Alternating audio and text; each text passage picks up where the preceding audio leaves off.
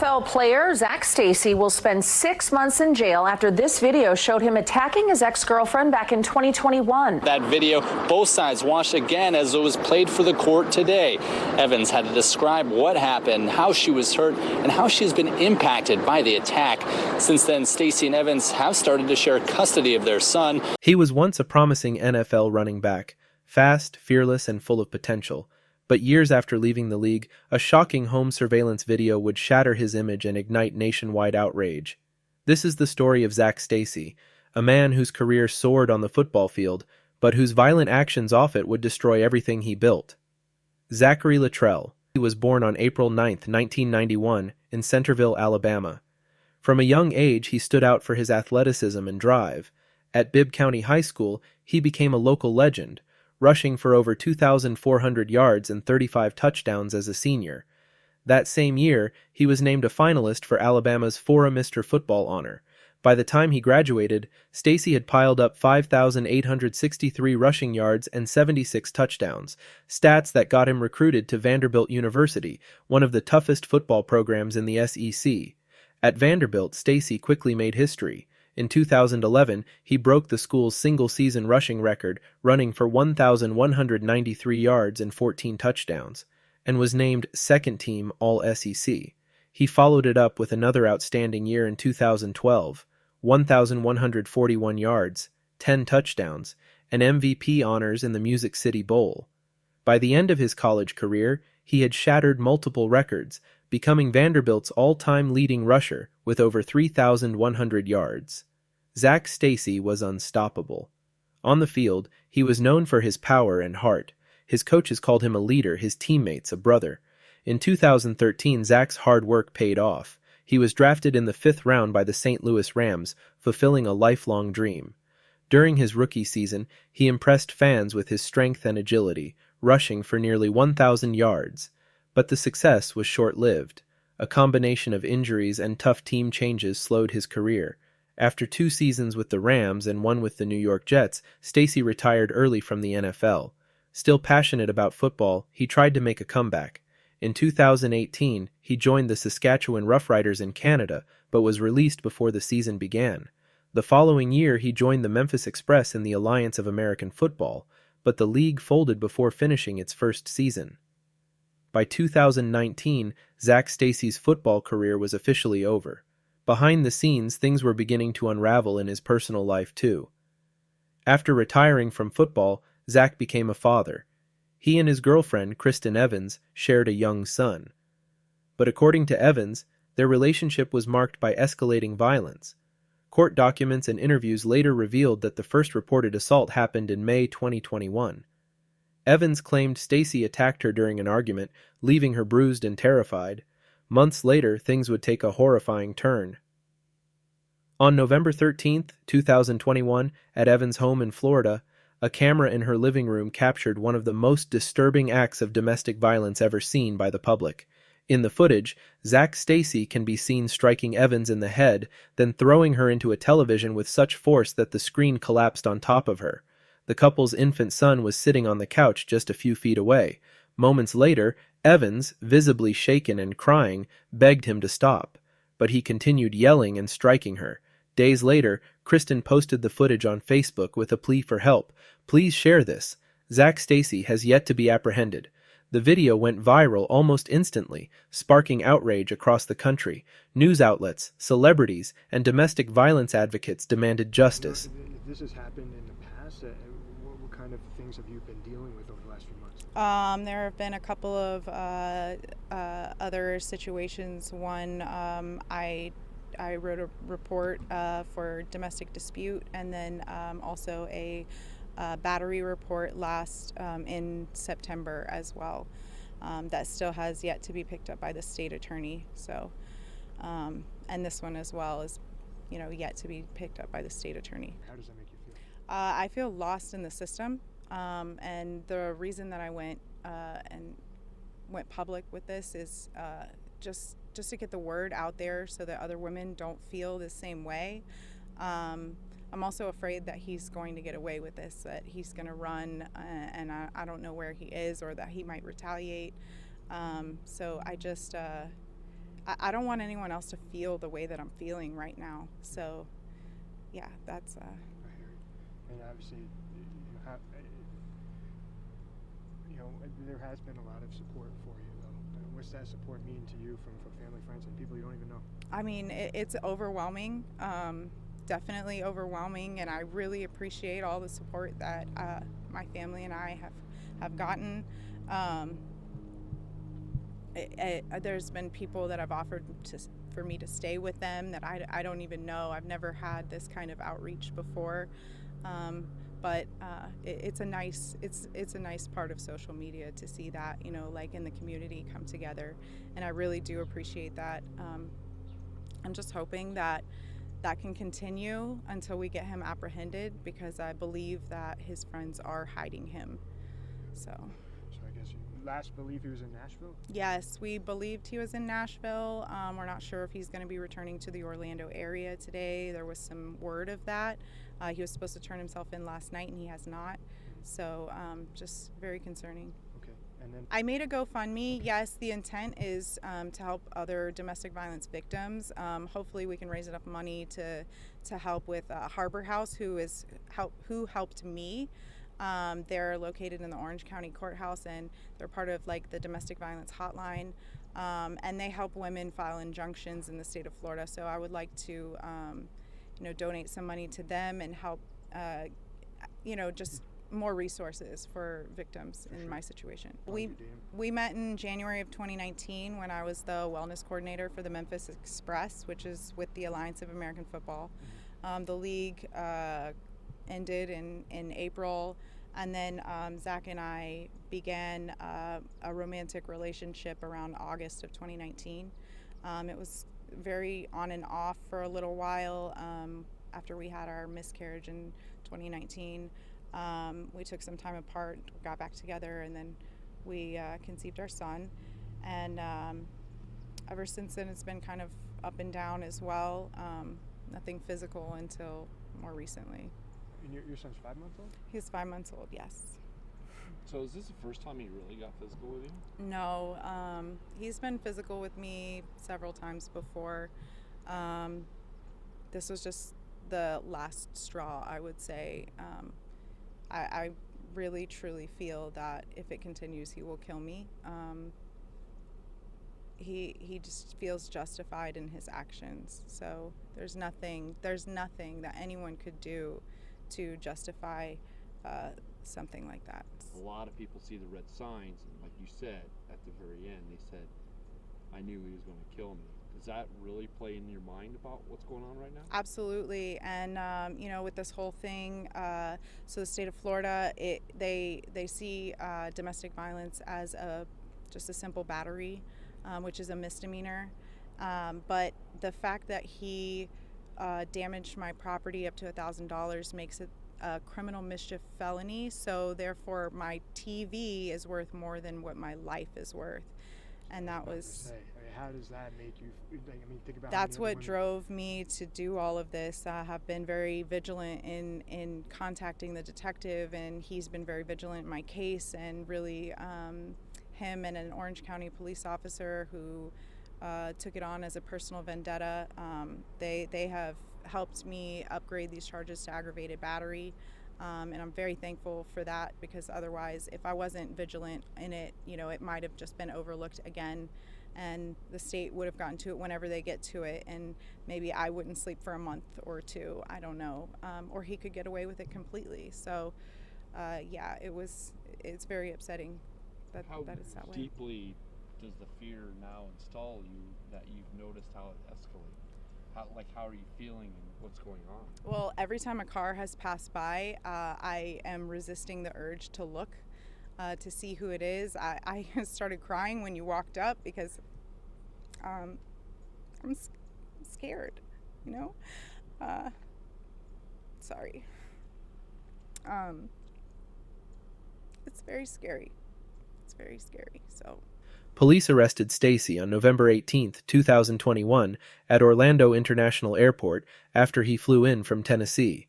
Zack Stacy was charged with aggravated battery and criminal mischief. Prosecutors described the attack as brutal, intentional and committed in front of a child. Police in Oakland, Florida say officers have responded to domestic incidents involving Stacy twice in the last 3 months. Stacy's arrest came after the release of surveillance video that appeared to show him hitting a woman and throwing her into a television. In the body cam video, here's how he explains what happened. The whole thing was staged. All she trying to do is just get money out of me. She got a reaction out of me. She knew I was down. She knew I was going through anxiety, depression. She knew I was trying to close this gap that's between me and my son. And she's just upset that she got caught, and she's upset I'm not taking care of her like she expected. And now she took it this far. During his first court appearance, Stacy was ordered to stay away from Evans and their child. His bail was set at $10,150. Kristen Evans appeared in court, reading a prepared statement that left the room silent. She said, "This is not the first time he's been violent with me. I am afraid for my safety and for my children's safety." The judge allowed her to speak after she was denied that opportunity in a previous hearing. You've seen the video, what he did to me. I was slapped, punched, literally picked up and thrown into my TV, and then picked me up and slammed me into my son's bouncy seat by my throat. This is not the first time that he's been violent with me. Injuries from this incident are serious and likely permanent from what I have been told. She wants other domestic violence survivors to know that they have a voice in court and that we will fight to ensure that they have a voice in court. Evans later told reporters she wanted to use her voice for all survivors of domestic violence, women who feel trapped or silenced. While awaiting trial, Stacy was released on bond and required to attend a 30-day mental health treatment program in Colorado. His attorney claimed that Stacy's violent behavior stemmed from mental health struggles after football, including depression and potential brain injury. Still, for many, that explanation could not justify what the world had seen on video. In February 2023, Zac Stacy pleaded guilty to 2 misdemeanor charges of domestic battery. He was sentenced to 6 months in jail and 1 year of probation. The plea deal reduced his felony charges, a decision that drew criticism from domestic violence advocates who felt the punishment did not match the crime. Kristen Evans, however, publicly supported the agreement. She said she didn't want to re-traumatize her family by enduring a long trial. Instead, she wanted to focus on healing and raising awareness for other victims. "I just want peace," she said, "and I want people to know that no one deserves this, no matter who they are." Since his sentencing, Zac Stacy has largely stayed out of the public eye. However, he recently shared where he is mentally, psychologically, and otherwise. It was publicized, and I was criminalized for it. I stood in front of it, took the accountability as I should have. Nothing absolves or justifies my actions, which is why I've taken the necessary steps to, one, make sure that it doesn't happen again, and it will never happen again.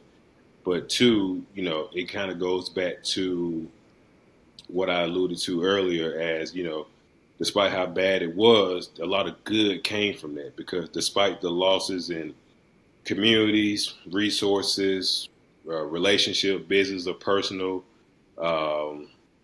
financially, despite those losses, I didn't lose my faith in God, and I didn't lose fatherhood.